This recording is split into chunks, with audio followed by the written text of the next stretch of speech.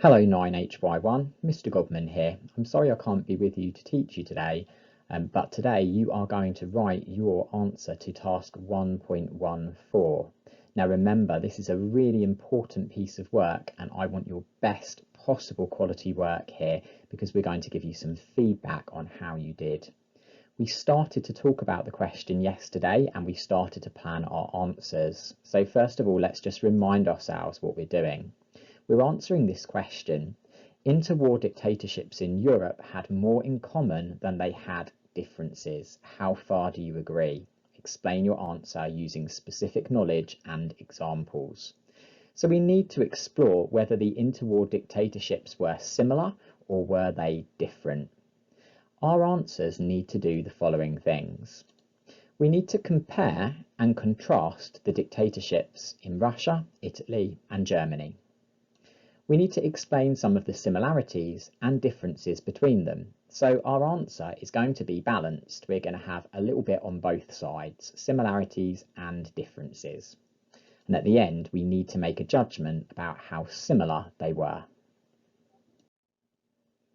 Now don't forget, you were using this help sheet in yesterday's lesson, which hopefully you still have tucked inside your workbooks. We use this to fill in our Venn diagrams. Now most of you got quite a way through this sheet, but if you need to, later in the lesson, you could go back and complete your Venn diagrams if you didn't quite get to put all of the cards onto them.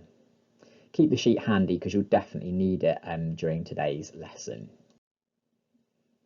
And here's something else you're going to need. Remember, you're going to need to look back at information 1.6 on communist rule in the USSR and 1.11 on life in Nazi Germany. Don't forget you have this text there and it has a lot of the information and detail which you need. So yesterday we prepared a plan for our answer by making a Venn diagram. Our Venn diagram has some of the similarities and differences between these two dictatorships, which we're going to write about in our answers. And actually, we went a step further than that too, didn't we? We began to categorise our information into political, social and economic. Now again, if you didn't quite finish that yesterday, then before you start to write today, you might want to quickly finish that up. We, however, first are going to look at how to write an answer to this question. So here's the question that we're going to answer. Now, when we're writing our paragraphs, I'm going to give you a suggestion for how you should structure or organise your paragraphs. Your paragraphs need to have a clear theme, a topic that they're going to focus on. Within your paragraphs, you need to explain some of the similarities between the dictatorships, and you need to explain some of the differences between them. So it's not enough just to list the similarities and differences. You need to have some explanation in there as well. And at the end of each paragraph, you need to make a judgment about how similar they were. I'm going to show you what this looks like in a model. Okay, let's get working on our model answer. Now on the left-hand side, you can see those are the 4 moves that I'm going to try and make in my model paragraph. I actually want you to copy down the model paragraph to get you started. So underneath task 1.14, you have about 2 pages of lined paper in your workbooks, and you're going to write this paragraph there so that you have something to start from. Now don't worry if you fall behind on copying it from the board, because at the end I'll leave the model paragraph up there for you. Firstly, we're going to start with a big point for our paragraph. In our big point, we're going to introduce a clear theme or topic for the paragraph. In this case, my paragraph is going to focus on how the dictatorships came to power. My next step is that I need to explain some similarities between the dictatorships. How were they the same? I'm starting my similarity by introducing one feature that I think both dictatorships had in common. They both had charismatic leaders. So I'm going to start by talking about the leader of the communists in Russia. I'm going to talk about Lenin. I need to do some explanation about him. what made him such an effective leader?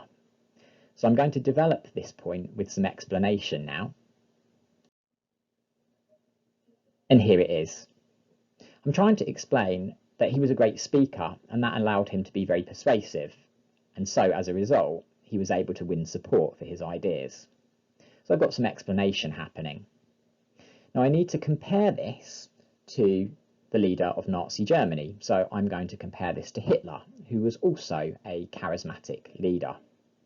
So I need to do some explanation of Hitler too. Here it is. I'm trying to show that Hitler had some similar features. He also gave great speeches, and he was able to win his audiences over by offering them hope in a time of economic chaos. I'm trying to use some specific detail there, which I had from my text. Now at the moment, I'm halfway through my paragraph. I've got some similarities. In some areas, there will only be similarities, and that's not a problem. But in this area, how the dictatorships came to power, there are actually some differences too, and that's where my paragraph is going next. I'm going to try and explain a difference.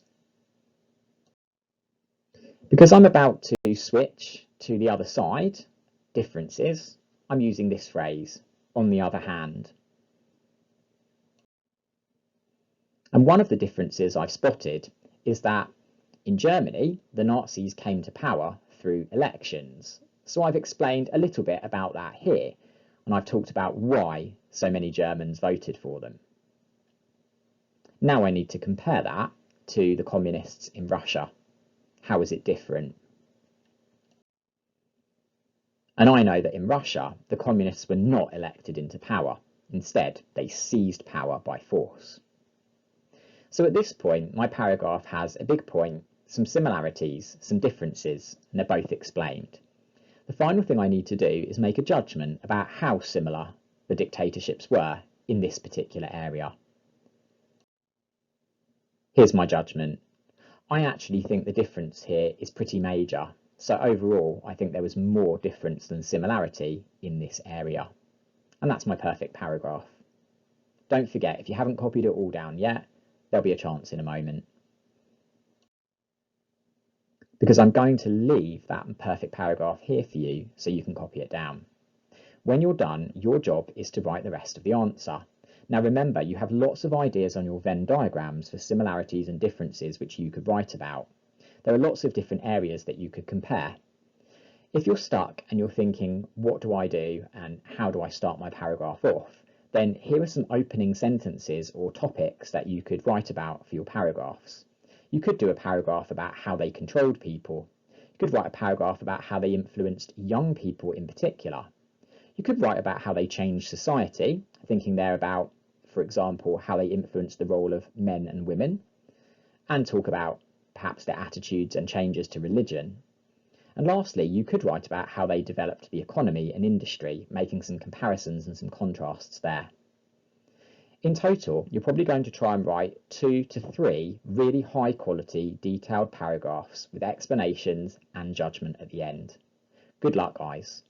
At the end of the lesson, it is very, very important that you hand your workbooks in. So I need you to hand your workbook in for collection so that I can take them and I can mark them. Thanks, guys. Good luck.